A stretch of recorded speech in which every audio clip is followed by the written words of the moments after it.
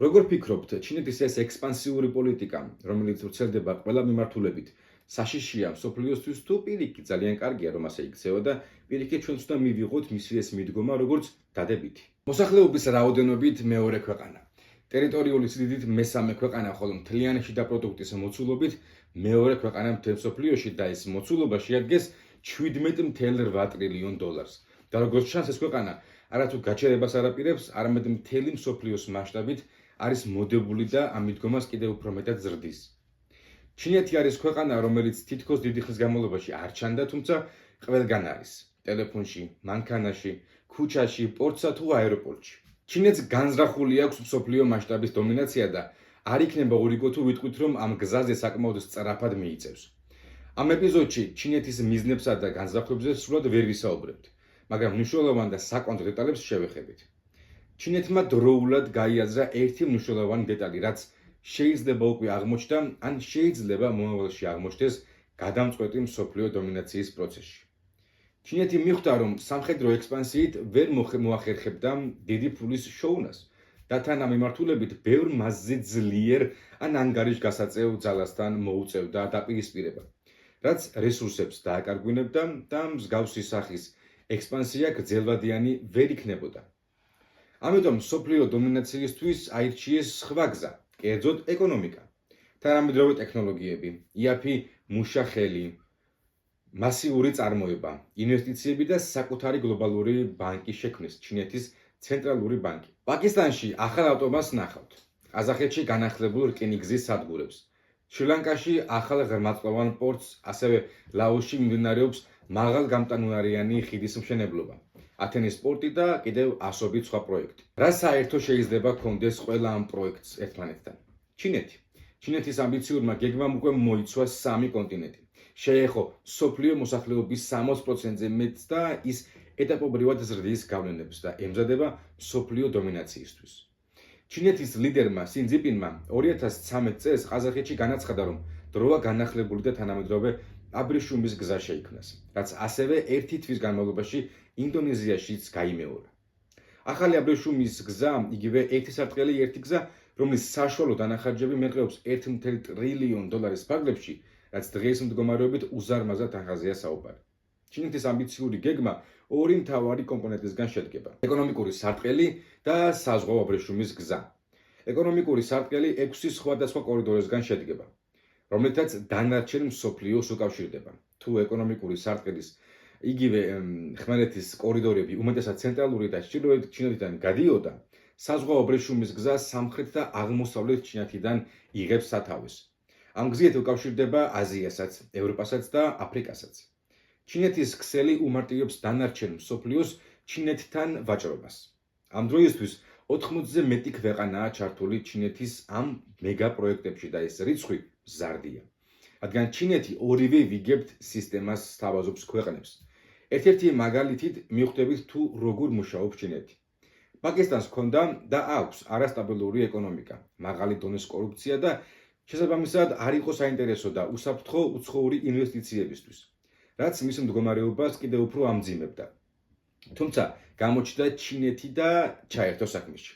2001 წელს ჩინეთმა პაკისტანს შესთავაზა, რომ ერთ-ერთ პატარა ზღვისპირა ქალაქში, გუადარში, ააშენებდა ახალ პორტს. 2018 წლისთვის გუადარის პორტს უკავშირდებოდა ახალი ავტობანი და რკინიგზა, რომელიც თავის მხრივ უკავშირდებოდა ჩინეთს და რომლის შექმნა აშენებაში ჩინეთმა პაკისტანს 62 მილიარდი დოლარი ასესხა.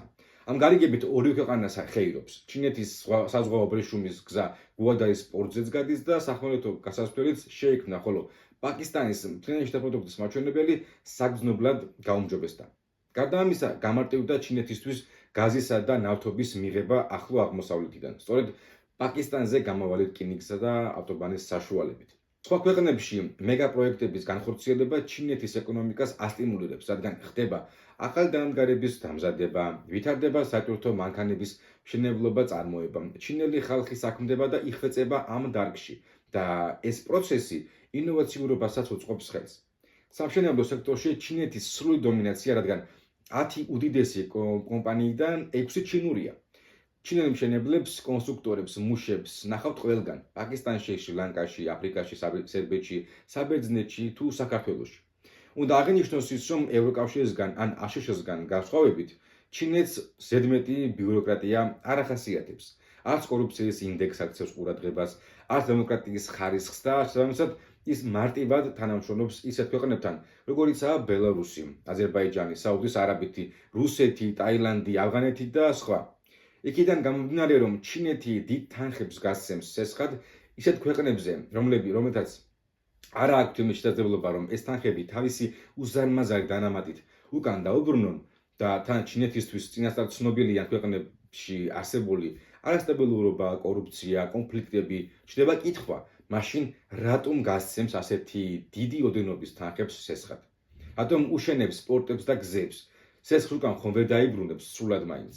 დიახ, ეს გეგმა მხოლოდ ეკონომიკას და პირდაპირ გაგებით ფულის უკან დაბრუნებას არ მოიცავს. მას სხვა მმართველებაც გააჩნია, ეს არის პოლიტიკური. ჩინეთმა შრი-ლანკას ასესხა 1.5 მილიარდი დოლარი ახალი ღრმაწყლოვანი პორტის ასაშენებლად, რაც ჩინეთის საზღვაო აბრეშუმის გზისთვის ერთ-ერთი საკვანძო იყო.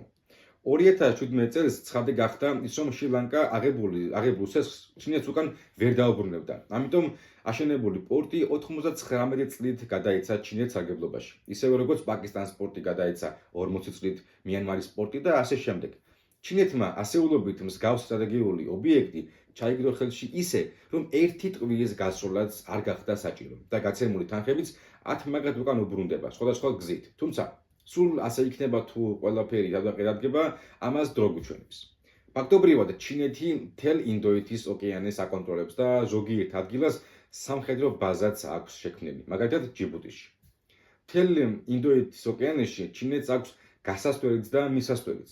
ჩინეთი ყველაფერს რამდენიმე თვალით უყურებს. რუსეთის ან ირანის გავლით ტვირთის ან რესურსების გადაზიდვა არის სარისკო, გრძელი და შესაბამისად ნაკლებად მომგებიანი. ამიტომ უფრო ღირებული იქნება თუ შუა გზას გაივლის კერძოდ ყირგიზეთი, ყაზახეთი, უზბეკეთი, თურქმენეთი, აზერბაიჯანი, საქართველო, თურქეთი და ევროკავშირი, ან პირდაპირ საქართველოდან ევროკავშირში საზღვაო გზით. ამ გზით ჩინეთიდან წამოსული ტვირთი 10-12 დღეში უკვე ევროკავშირის საზღვარზეა. ეს ყველაფერი კარგი, მაგრამ ნამდვილად ასეთი წარმატებული მოდელი აქვს ჩინეთს თუ უბრალოდ ასე ჩანს. 2010 წლიან წლებში არსებობდა წუხილი იმ ფაქტთან დაკავშირებით, რომ დასავლეთი უკვე ჩამოთვლილ ქვეყნებში არ გასცემდა მსგავსი ტიპის სესხებსაც საშუალებას მისცემდა ჩინეთს ემოქმედა უკონკურენტოდ, რაც მოხდა კიდეც. დროის გასვლასთან ერთად ზოგი ქვეყანა ახერხებს ჩინეთისგან აღებული სესხის ერთობლივად გადახდას, ხოლო ბევრი სხვა ქვეყანა ვერ. გარდა იმისა, რომ არსებული ვალის სანაცვლოდ ჩინეთის სარგებლობაში იღებს სხვადასხვა სტრატეგიულ ობიექტებს, ის ვალის რესტრუქტურიზაციას აკეთებს. უზრდის ვადას, ამატებს თანხას და გაცემული ვალის გასტუმრებას კრედიტორებს ჩინურ ვალუტაში სთხოვს, რაც ჩინური ვალუტის სიმყარეს უწყობს ხელს. ეს მიდგომა სჭირდება ჩინეთს იმისთვის, რომ დღეს თუ არა ხვალ ამერიკულ დოლარს მნიშვნელოვანი კონკურენცია გაუწიოს. 2023 წლისთვის გაცემული თანხა სესხის სახით შეადგენს 240 მილიარდ დოლარს, რომელთა დიდი ნაწილიც უკან ვერ ბრუნდება. ჩინეთში და ამას ექსპერტები ორი მთავარი მიზეზით ხსნიან. პირველი, სესხებს აქვს შეუსაბამოდ მაღალი და უზარმაზარი პროცენტები, ხოლო მეორე მიზეზია, რომ ეგრეთ წოდებული სულელური სესხები არის გაცემული. მაგალითად, მონტენეგროში გაიყვანეს გზა, რომელიც არსად არ გადის და ამას დამატებით არც ეს პროექტი დასრულდა და აღებული თანხაც კორუფციამ გააქრო.